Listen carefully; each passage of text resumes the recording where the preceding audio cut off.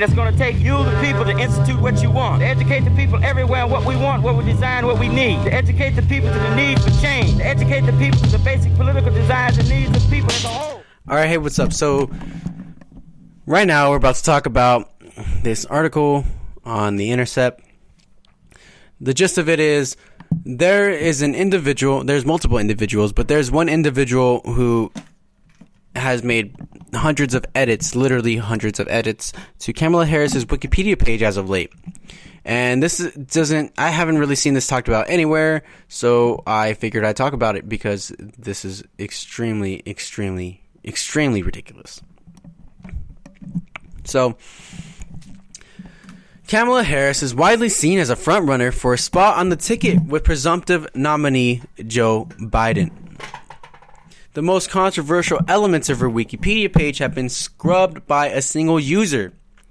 Those elements consist of her tough-on-crime record, her decision not to prosecute Steve Mnuchin for mortgage fraud-related crimes, her strong support of prosecutors in Orange County who engaged in rampant misconduct, and her previous assertion that it is not progressive to be soft on crime.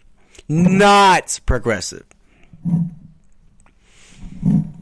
So, the reason the number of edits is significant is because it contributes to an already existing pattern of behavior. In 2016, Virginia Senator Tim Kaine's page had seen significantly more edits than any other candidates in the weeks leading up to the announcement. In 2008, Sarah Palin's Wikipedia page saw more than 65 edits in the hours leading up to John McCain's announcement. And these were announcements of vice presidential picks. So, a Reddit user wrote a Jupyter script, and I have no idea what a Jupyter script is, but they wrote a Jupyter script to see which 2020 vice presidential contender had the most edits in the span of 3 weeks. Just pay attention, because this is real important. Kamala Harris had 408 edits in 3 weeks. Stacey Abrams had 66. 66. She had 66 amount of edits. Elizabeth Warren, who is also a huge dumpster fire, a giant bag of human flaming garbage, she had 22, and Amy Klobuchar had 4, but her career tanked when Lake Street, Minneapolis, burned down because of the George Floyd protests. And it was also pointed out that a majority of Kamala Harris's edits came from one person. So during the 2020 presidential primary, she branded herself a progressive prosecutor, and her decision not to prosecute Steve Mnuchin's bank One West, despite evidence suggestive of widespread misconduct, according to a leaked memo. In 2017, she said that her office's decision not to prosecute Mnuchin was based on following the facts and the evidence like any other case. In 2016, Mnuchin donated $2,000 to her campaign, making her the only 2016 Senate Democratic candidate to get cash from Mnuchin. But as senator, she voted against confirmation of Mnuchin as Secretary of the Treasury. Maybe she's just trying to cover herself up. So, or maybe she just hates Trump, and the Democratic whip is like, no matter what Trump does, no matter who he nominates, you have to vote against it. So that's probably what it really was. So she probably even told Mnuchin, no hard feelings, I have to do this. Anyways, Steve Mnuchin is Trump's Treasury Secretary and is known as the foreclosure king because he uses bank One West, which was subsidized by the federal government, paying him over $1 billion in taxpayer money to kick taxpayers out of their houses. By the time his bank was sued and had to pay $89 million to the people, he was already Treasury Secretary, and none of that money came out of his pocket, even though he deserved to lose it and pay out to the people.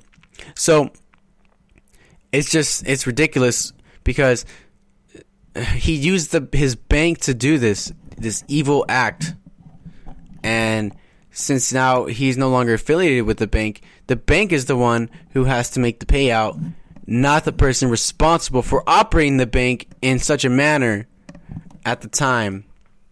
So, back to the Wikipedia page. A section on an ethics commission finding Harris guilty of a campaign spending violation during her San Francisco district attorney race was also deleted. One person, B. Nguyen 1114, has made hundreds of edits to the page, and what he or she has mostly done was adding official press releases and campaign literature to the Wikipedia page, which is obviously not a good source of primary information, especially for a public source such as Wikipedia, as it is just recycling primary sources that could have been manufactured to mislead people, usually in the form of lies, such as the DNC platform's take on healthcare, saying it is a human right and not a privilege. So again, these type of primary sources are not good for a Wikipedia page because they're 100% subjective and manufactured. A video recording is objective in nature. An audio recording is objective in nature. Literally, first-hand accounts of people who have no motive, no bias in the matter in which they are reciting their accounts. That is a good source of primary information.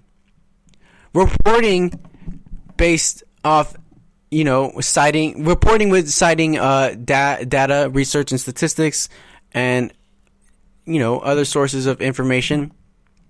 That is objective. Campaign literature, that and press releases, that is not objective. That is not okay. So the information of her Orange County scandal was also erased.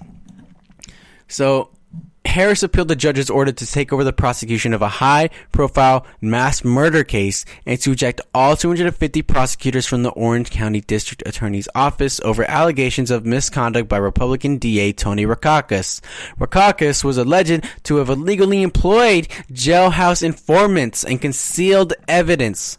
Harris noted that it was unnecessary to ban all 250 prosecutors from working on the case, as only a few had been directly involved. Later promising a narrower criminal investigation, the U.S. Department of Justice began an investigation into Rackauckus in December 2016, but he was not reelected. In her first bid for public office, Kamala Harris embraced a tough-on-crime approach in the San Francisco district attorney race and unseated Terrence Hallinan, who is considered one of the most left-wing politicians in the country. Under Hallinan, the district attorney's office focused on rehabilitative justice initiatives instead of incarceration, which led to the lowest felony conviction rates of any county in California. So to say that being tough on crime, focusing on incarceration rather than rehabilitation is more progressive than focusing on rehabilitation over incarceration, that's so mind-bogglingly, it's such a bold-faced lie. I don't even know how people could even believe that.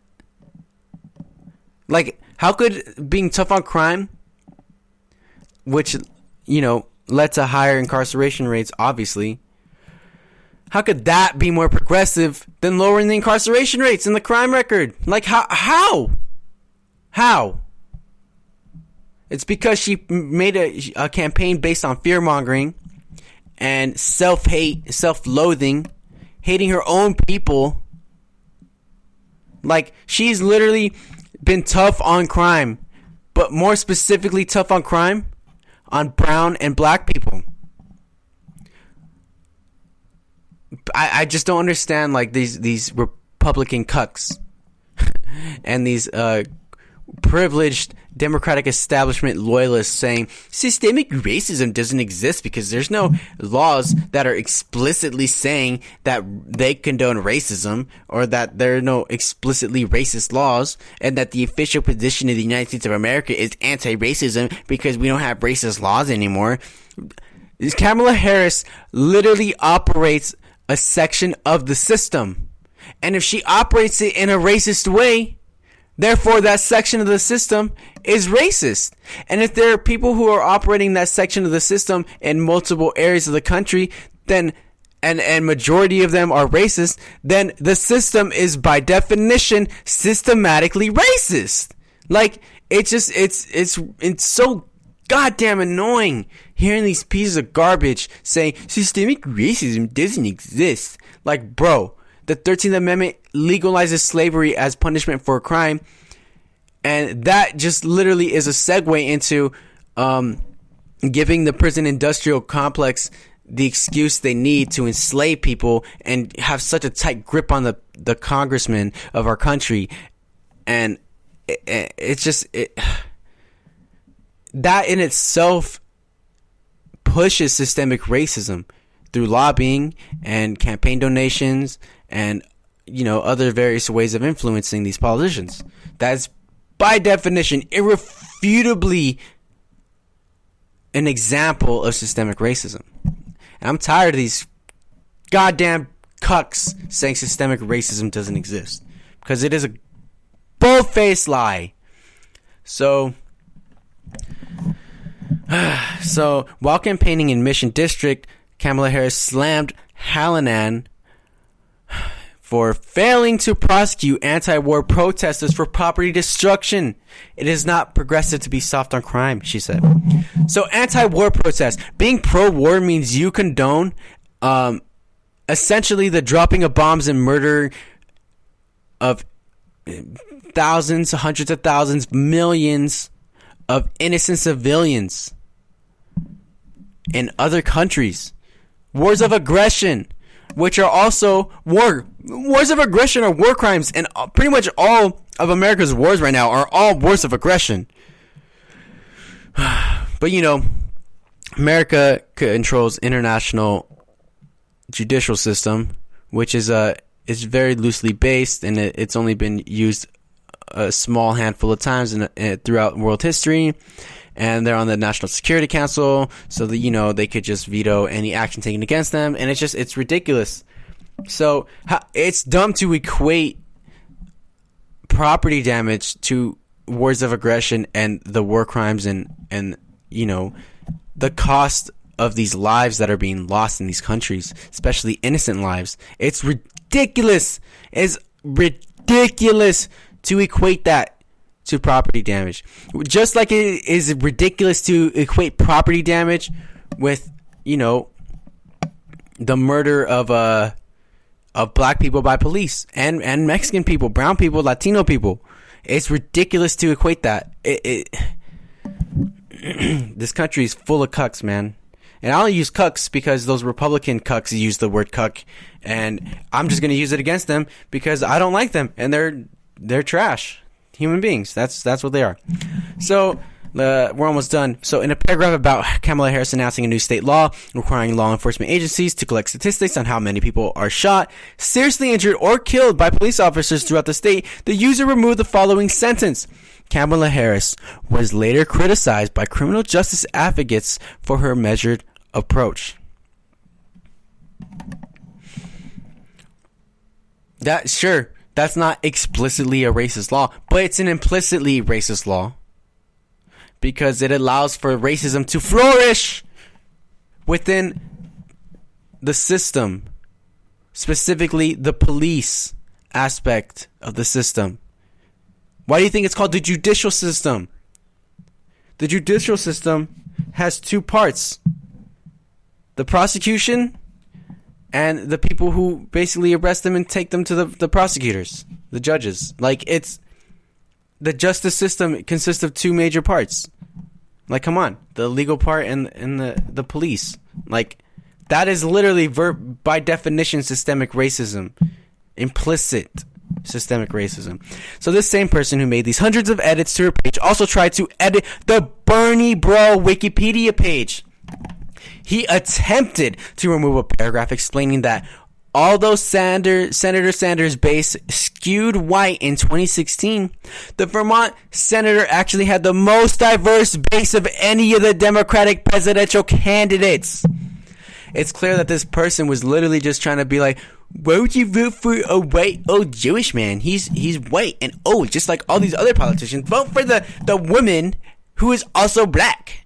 Like, it's just another way to play on identity politics and to milk identity politics for all it's worth, and to manufacture a fake illusion around Kamala Harris and her campaign that she is the most inclusive candidate and that she cares about people and she's the most progressive candidate, when in reality she's a piece of human garbage that is just another Uncle Tom product of this racist society and these racist conditions that have built an environment that she probably grew up in, because she says she grew up in school busing. And I don't know if she grew up in that segregated school busing in Detroit, Michigan, but that's where it was the worst, because that's where the Brown versus that's where the I forget the case, but that's where the most let's say the Supreme Court precedent basically outlawing school busing. That's where that started, was in Detroit, Michigan. So I mean, and she even calls out Biden and for his condoning of senators who pushed that and his support for that, and yet she comes out and endorses Joe Biden, saying, even though she said to his face on nationally televised debate that he's racist, basically, and she comes out and endorses him as if he's no longer racist. If he is racist, I don't care how much money you can pay me, I'll never endorse him if I have that much clout and influence in politics. I don't give a rat's ass, bro. Like, if you hate immigrants and you demonize immigrants, my people, you demonize us for your stupid ass hardships, then I will never. You can pay me as many. You can give me the highest amount of money I'll ever see in my life, and I still will never endorse them use my clout for evil. What kind of shit is that, Kamala Harris? You're a piece of garbage. Hey everyone, hope you enjoyed that video. Make sure you hit that subscribe button, hit that notification bell, leave a like, leave a comment. Head on over to our Patreon account, support the channel. See you later. It's not explained by the hunger of the masses, but by the thirst for dignity. Our socialism does not, therefore, aim at ingenious distribution of material wealth to economically equalize men who are economically